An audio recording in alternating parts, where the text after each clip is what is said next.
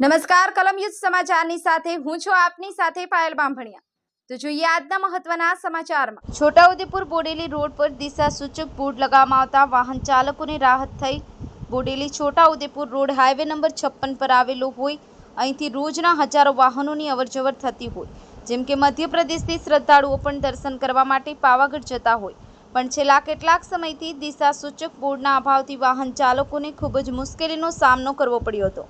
ત્યારે બોડેલીના રોડ પર હાઈવેના ઉપર બે લોખંડના મોટા થાંભલા લગાવી અને ઉપરની દિશા સૂચક બોર્ડ મારતા વાહન ચાલકોને રાહત જોવા મળી રહી છે। રાત્રિના સમયે પણ સાઇન બોર્ડ હોય તો એટલે દૂરથી વાહન ચાલકોને ક્યાંય જવું તે ચોક્કસ ખ્યાલ આવી જાય છે।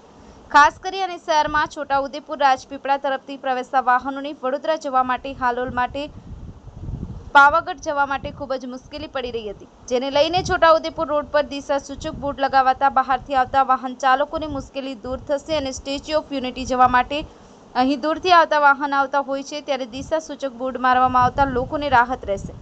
મુકેશ જે રાઠવા, કલમ યુદ્ધ સમાચાર, છોટાઉદેપુર।